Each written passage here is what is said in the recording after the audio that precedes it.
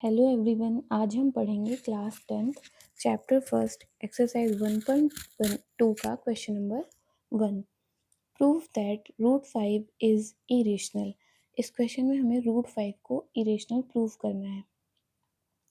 उसके लिए सबसे पहले हम यहाँ पे रूट 5 को एक रेशनल नंबर एज्यूम करेंगे। इस तरह के क्वेश्चंस को सॉल्व करने के लिए जो भी यहाँ पे नंबर्स दिए रहेंगे, बस यहाँ पे नंबर्स चेंज होंगे और हमें उसे इरेशनल प्रूव करना होगा। आगे भी इस एक्सरसाइज में ऐसे क्वेश्चंस हैं और उसके एग्जांपल्स में भी ऐसे ही क्वेश्चंस हैं जिसमें एक नंबर्स को आपको इरेशनल प्रूव करना है। तो जो भी ऐसे क्वेश्चन हैं उसमें सबसे पहले हमें इस नंबर को एक रेशनल नंबर एज्यूम करना है और फिर लास्ट में उसके एंड में वो जो हमारा अजम्पशन है वो गलत हो जाएगा, जिससे ये इरेशनल प्रूफ हो जाएगा। ये इसकी एक छोटी सी ट्रिक है। तो इसे ऐसे ही सॉल्व करते हैं। चलिए स्टार्ट करते हैं। Let root 5 is rational number. Let root 5 is rational number. Root 5 को हमने रेशनल नंबर ले लिया। अब सो दैट रूट 5 अगर एक रेशनल नंबर है तो हम इसे रेशनल नंबर के फॉर्म में लिखेंगे।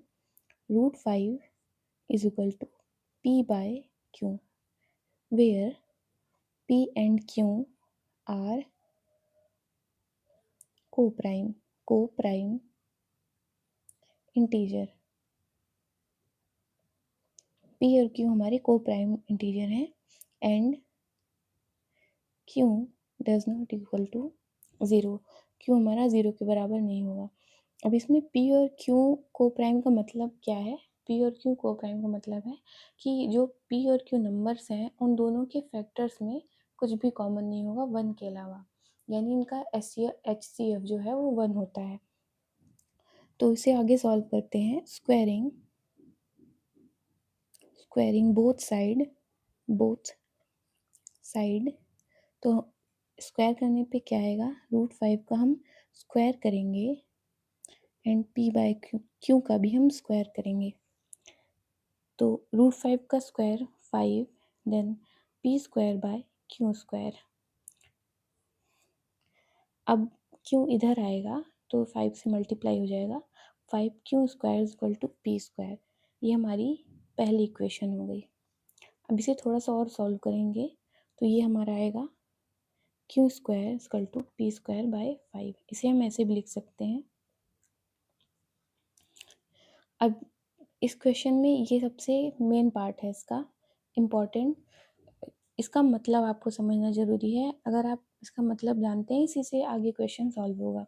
इसका मतलब है पी स्क्वायर डिवाइडेड बाय 5, यानी पी स्क्वायर जो है वो 5 से डिवाइड हो रहा है। अब आपको एक थ्योरम याद होगी, if P square is divisible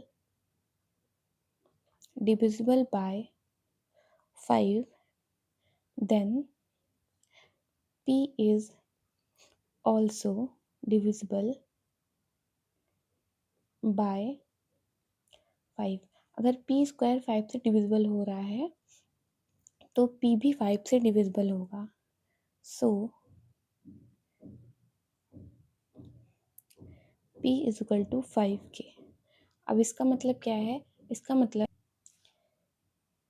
अगर p स्क्वायर बाय 5 है, यानी p जो है वो 5 से डिविजिबल है, p स्क्वायर, तो p भी 5 से डिविजिबल होगा, यानी ये p बाय 5 हो जाएगा।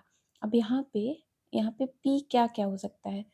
5, 10, 15, 25, यानी 5 के मल्टीपल्स हैं। तो p जो है, इन मल्टीपल्स को हम k ले लेंगे। k एक इंटीजर है, k की 1 वैल्यू रखेंगे तो 5 आएगा, k की 2 रखेंगे तो 10, ऐसे ही सो ऑन हम आगे तक करेंगे।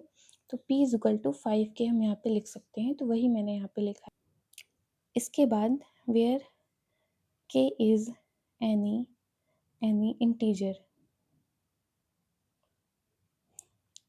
देन ये जो p is equal to 5k आया है, पुट इन इक्वेशन फर्स्ट। ये जो p की वैल्यू आई है इसे हम इक्वेशन फर्स्ट में पुट करेंगे। इक्वेशन फर्स्ट है हमारी 5q square is equal to P square. तो यहाँ पे हमारा आ जाएगा 5q square is equal to 5k whole square. इसे सॉल्व करेंगे तो आएगा 5q square is equal to 25k square. अब ये 5 5 जो 25, तो हमारा आ गया यहाँ पे q square is equal to 5k square. ये हमारी एक इक्वेशन और आ गई। अब इसे हम और क्या लिख सकते हैं, k square is equal to q square by 5। ये जो हमने सेम यहाँ पे किया था वो यहाँ पे भी होगा। जैसे if q square is divisible by 5, then q is also divisible by 5। अगर q स्क्वायर 5 से डिविजिबल है तो q भी हमारा 5 से डिविजिबल होगा। तो यहाँ पे जो कंक्लूजन है वो है here we have 5 as a common factor of p and q। जो हमारा 5 है वो दोनों में है। जैसे यहाँ पे इस पहले हमने किया था p is also divisible by 5। p 5 जो है वो p से भी डिविजिबल है और 5 जो है वो q से भी डिविजिबल है। तो 5 दोनों का कॉमन फैक्टर होगा। और अगर आपको याद हो तो हमने यहाँ पे p एंड q आर को प्राइम इंटीजर्स, p और q हमारे यहाँ पे को प्राइम थे जो हमने एज्यूम किया था। यानी इसमें 1 के अलावा, इनके कॉमन फैक्टर में 1 के अलावा कुछ भी नहीं होना चाहिए, यानी कुछ भी कॉमन नहीं होना चाहिए इनके फैक्टर्स में। तो हम 5 हमारा कॉमन आ गया, यानी ये जो हमने एज्यूम किया था वो हमारा गलत हो गया। तो यहाँ पे हम लिखेंगे therefore p and q are not coprime. तो p और q हमारे को प्राइम नहीं है। So the above statement contradict our assumption। जो ये स्टेटमेंट है इससे हमारी जो ये assumption है वो गलत प्रूफ हो गई। hence root 5 is irrational number, hence proved। इसी तरह से जो रूट 5 है वो हमारा इरेशनल प्रूफ हो गया। हमने यहाँ पे क्या किया था कि इसे हम रेशनल लेके चले थे और लास्ट में ये गलत प्रूफ हो गया कि ये रेशनल नहीं है। तो ये रेशनल नहीं है तो ये इरेशनल हो गया। सो इसी तरह से हमारा क्वेश्चन 1 हो गया है। Hope you like it and thanks for watching. And अगर आपको कोई भी डाउट हो तो आप कमेंट सेक्शन में पूछ सकते हैं।